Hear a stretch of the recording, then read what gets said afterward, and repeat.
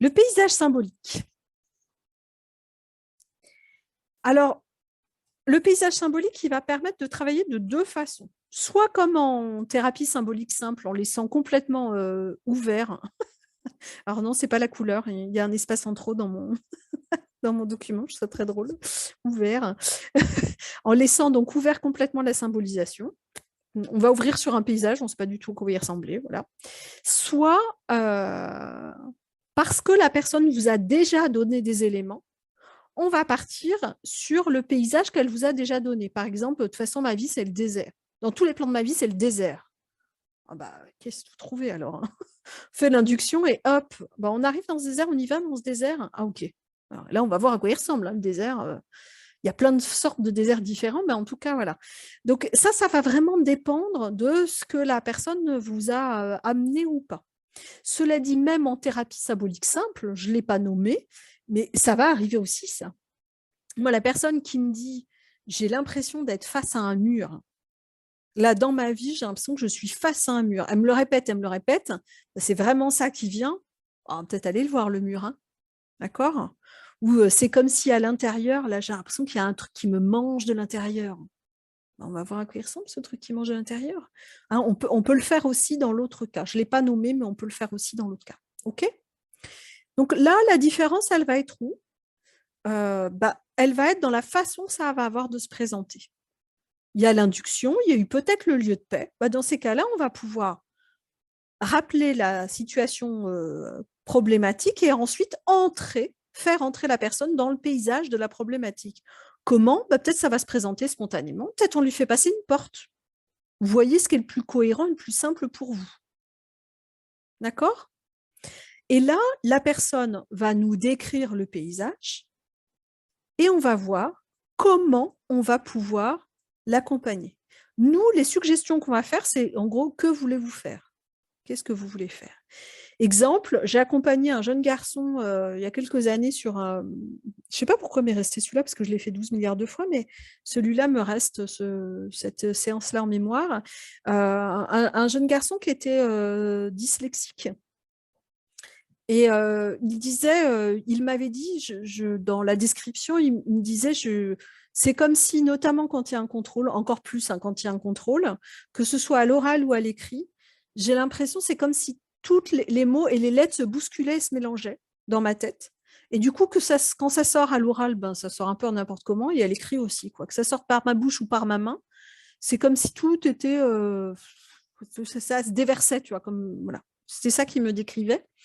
Et du coup, je l'avais accompagné en paysage symbolique. Et là, au moment donc, du paysage, il n'y a pas eu de porte. Hein, je l'ai juste proposé, j'ai rappelé sa problématique. Alors, tu me disais que tu étais dyslexique et que tu sentais que tout était désordonné quand tu voulais prendre la parole ou écrire ta pensée. Dis-moi comment est ce paysage, là, ta problématique. Et lui me dit, je suis en haut d'une falaise. Il y a un paysage devant moi, mais moi, il y a une falaise abrupte. Ok, très bien. Qu'est-ce que tu voudrais faire? Le paysage devant moi, il est super beau, en fait. Donc, j'aimerais bien y aller parce que il y a une vue magnifique. Le paysage, c'est vraiment magnifique, mais je ne peux pas descendre. Ok, alors, qu'est-ce que tu pourrais créer pour pouvoir descendre? Je sais pas, voler, je sais pas, parce qu'en même temps, c'est quand même vachement haut et j'ai un peu peur de me casser la gueule. Ok, est-ce que tu peux regarder là sur cette falaise? Est-ce qu'il n'y a pas, peut-être, je sais pas, est-ce qu'il y a des chemins? Est-ce qu'il y a un endroit un peu plus loin où tu peux descendre? Enfin voilà. Et du coup, au bout du bout, il a créé un chemin qui au début était très étroit. Hein, donc c'était vraiment pas très confort et puis ça descendait abruptement. Puis plus ça allait, plus il a élargi le chemin, plus c'est devenu moins pentu et puis finalement il a pu cheminer comme ça et arriver dans le paysage. D'accord? Donc là, on va vérifier que tout ce qui apparaît, là, dans ce que la personne vous décrit, que rien n'est laissé au hasard. Si la personne vous dit, là, je sais pas, c'était pas le cas, mais si elle m'avait dit à un moment donné, là, au moment où elle fait le chemin, par exemple, et puis je vois au loin, là, j'ai l'impression que j'entends des loups hurler. Ok, peut-être on va pas s'en occuper tout de suite, mais on va peut-être vérifier quand même après. Il ne s'agirait pas qu'il se fasse manger, mon gars, là. D'accord? Donc, on va vérifier que rien n'est laissé au hasard. Parce que parfois, la personne, elle peut avoir tendance à glisser juste hop, comme ça. Elle vous dit un truc et puis elle n'y revient pas, elle. Donc, vous allez vous assurer que vous n'oubliez rien. Et on va accompagner jusqu'à ce que ce soit vraiment agréable. Vraiment, c'est ah. Parfois, dans le paysage agréable, ce que je vais faire, ça m'arrive relativement souvent, en tout cas quand je sens que ouais, c'est fait, mais des fois on le sent ce mais. Ça pourrait bien revenir. Je vais renommer la situation problématique. Ok, maintenant si je renomme là ce problème de dyslexie, machin, nanana, c'est comment? Oh non, non, nickel, voilà. Parfois ça va être ah bah là il y a un orage qui arrive. Il y a des gros nuages noirs. Ok, et on va régler le truc au fur et à mesure jusqu'à ce que je peux nommer à la fin la situation problématique de départ. Tout reste nickel. Ça marche super bien. Moi, je trouve ça vraiment intéressant aussi comme technique. Là, en l'occurrence, le jeune homme, il n'est pas devenu il n'est pas, la dyslexie n'a pas disparu, hein, bien entendu, hein, une séance ou pas, voilà. Mais néanmoins, il trouvait que ça facilitait la parole et l'écriture. C'est-à-dire qu'il y avait encore un peu, mais beaucoup moins. C'était beaucoup plus fluide qu'auparavant, donc ça lui a permis de reprendre de l'assurance à l'école. C'était vachement plus confortable. OK? Ce que dit Locker, moi en l'occurrence, j'ai jamais fait ça, hein, mais je voulais mentionner, c'est qu'on peut utiliser cette technique dans des situations de trauma importants, mais cette fois sans jamais nommer la problématique. En gros, on sait qu'il y a un gros trauma. On ne dit pas, moi je sais pas, la personne vous a mentionné un viol, par exemple, mais qui n'est pas du tout traité, enfin, au sens de la personne a vraiment jamais abordé encore ça vraiment, ou elle est vraiment bloquée là-dedans, en tout cas. Sans le renommer, on fait une induction et puis on va lui proposer de faire entrer dans un paysage, point. Et d'une certaine façon, on sait qu'on est en train de traiter le nœud du souci, mais sans l'avoir nommé. Personnellement, je ne joue pas, moi, mais bon, je ne joue pas à ça. Je ne l'ai jamais fait.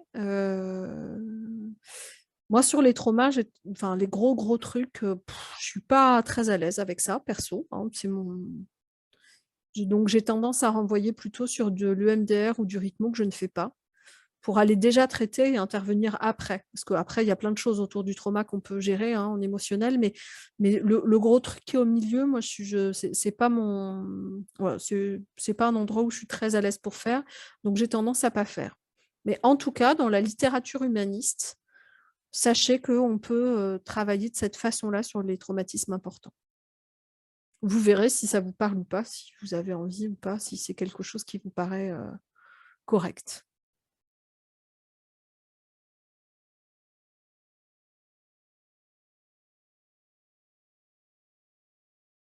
Mon inspiration du jour, je crois. Hein.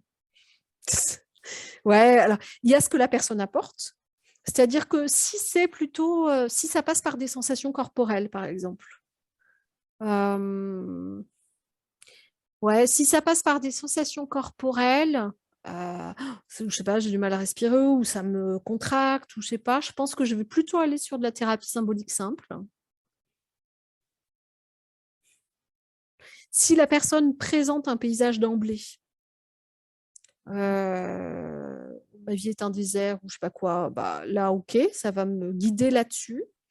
Après, pourquoi j'irais plutôt sur l'un ou sur l'autre, eh ben, j'en sais rien. Donc, c'est effectivement l'inspiration du jour. Ce qui me semble cohérent au moment où. Je pense que ce serait plutôt ça. Okay. Je redonne l'idée de ma personne qui a peur de l'eau. Mm. Comment tu la traiterais? Plutôt en thérapie symbolique simple, plutôt en paysage spontané, ou plutôt je l'amène au bord d'un lac, ou d'une rivière, ou d'une cascade? Non, je ne l'amènerai pas au bord d'un lac, ça c'est sûr. Pas d'emblée. D'accord. Moi, je ne le ferai pas comme ça parce que euh, là, je pense que Euh, pas au bord d'un lac parce que ça la ramènerait trop à sa phobie directement. Enfin, il est confronté direct, donc je ne vais pas lui proposer d'aller dans l'eau. Quoi. Mais L'un ou l'autre, bah, ça dépend de la personne, en fait. C'est pas tant la problématique que la personne elle-même, ce que je sentirais d'elle. Tu vois, tu es déjà en synchro avec elle, et du coup, moi, j'ai tendance à me faire confiance quand même vachement sur ce qui est là, et de me dire, bon, bah, je sens ça, on y va comme ça. Parfois même, je commence l'induction, je sais pas encore, hein. C'est vraiment au moment où que je vais... Et puis parfois, je sais même pas ce qui va se passer. C'est-à-dire que je me dis, on va y aller en symbolique, mais est-ce que ça va être un symbole accroché à la personne ou est-ce que ça va être un paysage? Bah, des fois, t'emmènes d'un côté, puis ça t'emmène sur l'autre. C'est-à-dire que parfois, c'est la personne, en fait, qui va choisir.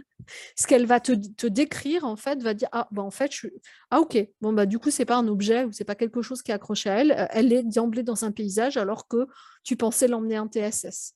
Et inversement, tu pensais ouvrir sur un paysage et elle te décrit un objet, elle ne parle pas du reste du paysage. À la limite, il n'y a rien autour, il n'y a qu'un truc qui est là, en plein milieu. Et là, du coup, bon, bah, ok, tu feras avec l'objet qui est là. Donc, ça peut aussi rester vraiment ouvert à ce qui va se présenter. Parce que c'est plein de surprises. Donc, même si vous aviez une idée en tête, bah, il est possible que ça dévie complètement sur autre chose. Enfin, complètement. En tout cas, ouais, que ça bouge quand même. OK?